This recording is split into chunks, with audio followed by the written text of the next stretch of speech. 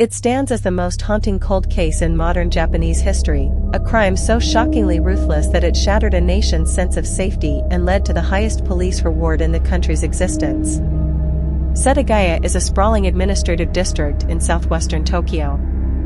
As the most populated of Tokyo's 23 special wards, it is typically a place of energy and movement. But in the winter of 2000, inside a quiet two-story residence, a terrifying massacre took place that remains unsolved to this day. 44-year-old Mikio Miyazawa worked as a designer for his brother's company. His 41-year-old wife, Yasuko, operated an educational cram school for local children directly out of their home. Together, they were raising 2 young children, an 8-year-old daughter named Nina and a 6-year-old son named Ray. Their living arrangement was unique. Yasuko's mother originally shared the adjoining property next door with Yasuko's sister. After her sister married and moved away, the elderly mother lived there alone. Yasuko converted the first floor of her mother's home into a classroom, while the upper floor served as Mikio's design office. Though the two structures appeared connected from the outside, they were structurally independent. Mikio and Yasuko had lived there since June of 1990, building a quiet, seemingly ideal life.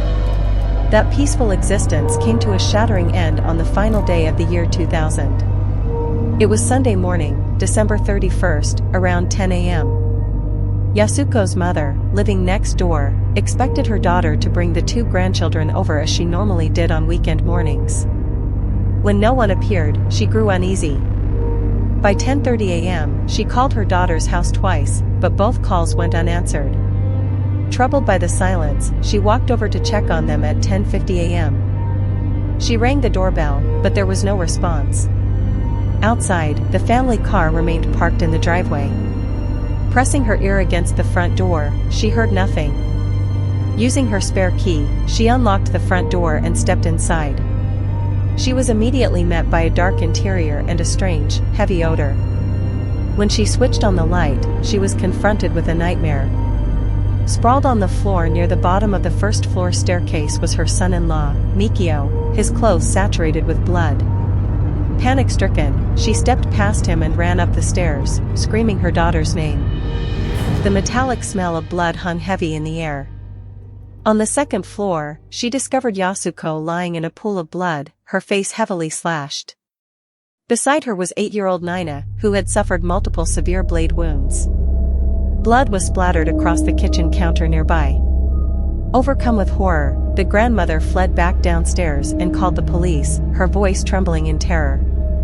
When authorities arrived, they cordoned off the property and uncovered a scene of utter devastation. All 4 members of the family had been murdered. Mikio's body rested on the staircase leading between the first and second floors. A 3-centimeter broken tip of a knife blade was embedded directly inside his skull.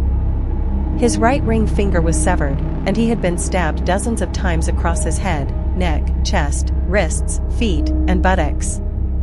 On the second-floor landing, officers found Yasuko lying over 8-year-old Nina. She had used her own body in a desperate, final attempt to shield her daughter. Yasuko had been stabbed repeatedly in the face, and her throat was cut so deeply that the bone was visible. Nina had sustained numerous stab wounds to her face and neck, alongside signs of physical beating. In a second-floor bedroom, 6-year-old Ray was found lying in his bunk bed. He had been strangled in his sleep with extreme force, leaving deep impression marks around his neck and causing hemorrhaging in his eyes and nose. Forensic stomach content analysis determined that all 4 victims died at approximately 11:30 p.m. on the night of December 30th. Investigators slowly reconstructed the killer's entry.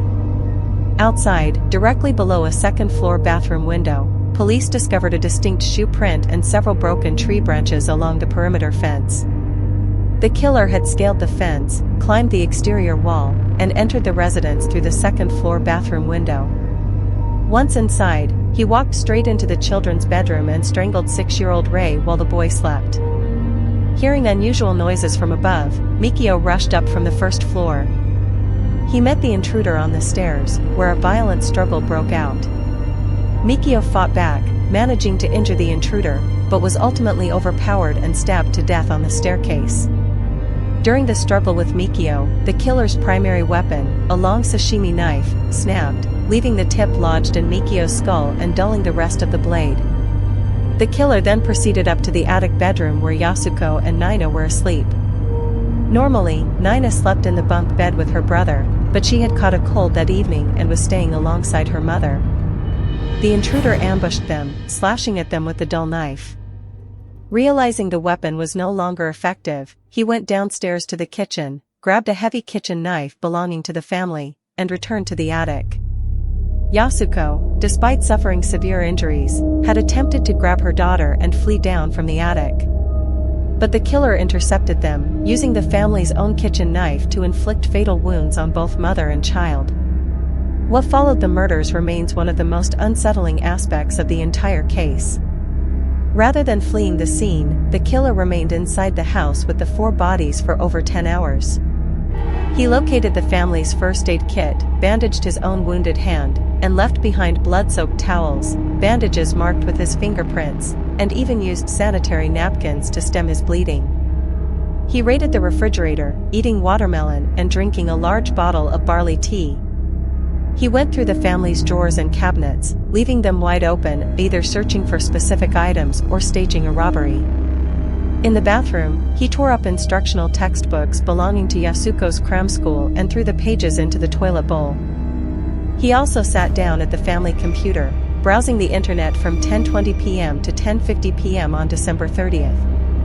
He accessed the computer twice more on December 31st, once at 1:18 a.m. for 5 minutes, and again at 10:05 a.m. for 5 minutes, using only the mouse and never touching the keyboard.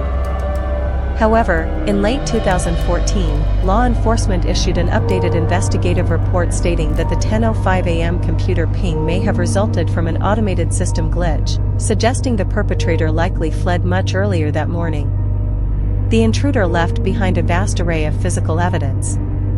Both murder weapons were recovered at the scene, the family's kitchen knife and the killer's imported sashimi knife. The killer's blade was a 34cm willow knife with a 21cm blade engraved with the name Wanson Lee. Manufactured in Fukui Prefecture in June 2000, only 1,500 units of that specific knife were produced and sold across 46 stores in the Kanto region. Police extracted the killer's fingerprints from over 10 separate locations inside the house.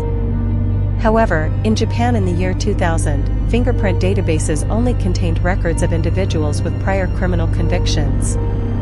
When police cross-referenced the prints domestically and with Interpol, no match was found.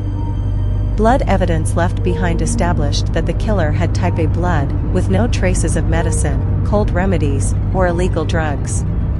Genetic testing showed his paternal lineage was East Asian, while his maternal lineage carried Southern European or Mediterranean DNA. Experts noted that while this specific DNA combination is rare in Japan, found in roughly 1 out of 13 Japanese individuals, it appears in 1 out of 10 Chinese citizens and 1 out of 5 South Koreans. Footwear analysis revealed shoe prints measuring 27.5 centimeters, equivalent to a European size 45. The prints belonged to the British brand Slazenger. Although Slazenger shoes were sold in Japan, local retailers only carried sizes up to 26 centimeters. The 27.5 centimeter size was manufactured exclusively in South Korea, where a total run of 4,530 pairs had been produced and distributed. The killer also left behind several items of clothing: a large black Uniqlo jacket from a production run of 82,000 units, a gray hat from a run of 3,465 units, an unbranded blue striped scarf, an MX brand outfit, Swin brand gloves, and 2 plain black handkerchiefs. One handkerchief featured a deliberate 3-centimeter hole cut into its center. A waste bag was also left behind, traced to a production lot of 2,850 units. Chemical testing detected French perfume on both the waste bag and the handkerchief. Financially, the killer stole 200,000 yen in cash from the house, but left behind all of the family's credit cards and wallets intact.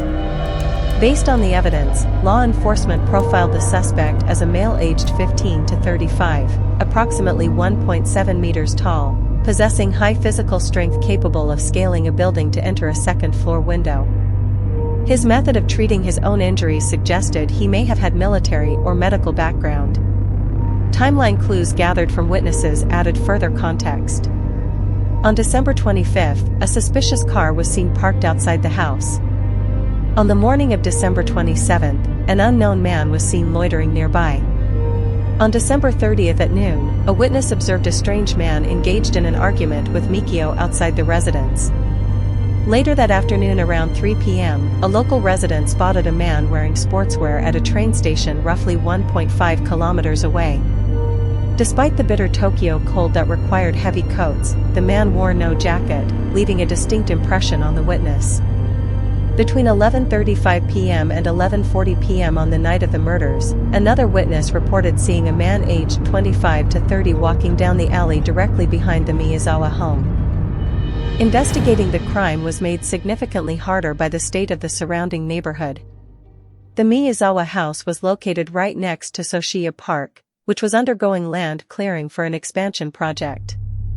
Out of 30 nearby properties slated for demolition, 26 families had already moved away, leaving only 4 occupied houses on the block. Because the neighborhood was nearly abandoned, potential eyewitnesses were extremely rare. Over the years, several theories have been proposed. 6-year-old Ray suffered from a speech disability, and his parents were heavily involved in counseling, charity work, and connections with various support groups. Some theories suggested the altered handkerchief left at the scene was tied to a religious practice. In 2002, investigative writer Fumiya Hidehashi published details suggesting a connection to a South Korean religious organization active near the area. However, after working directly with South Korean police, Japanese authorities officially dismissed this lead in 2005. Other theories suggest the killer may have been suicidal and unconcerned with covering his tracks, or conversely, highly calculating, deliberately leaving behind a chaotic trail of contradictory clues to confuse law enforcement. More than 2 decades have passed, yet the Setagaya family murders remain unsolved. Japanese law enforcement has never closed the case. The reward for information leading to an arrest was progressively increased from 3 million yen to 10 million yen, eventually reaching 20 million yen. It stands as the largest official reward offered in Japanese police history. Key details and suspect descriptions have been translated into multiple languages and distributed internationally. Every year on December 30th, officers return to the Miyazawa home to lay flowers, apologize to the victims, and renew their commitment to bringing the killer to justice.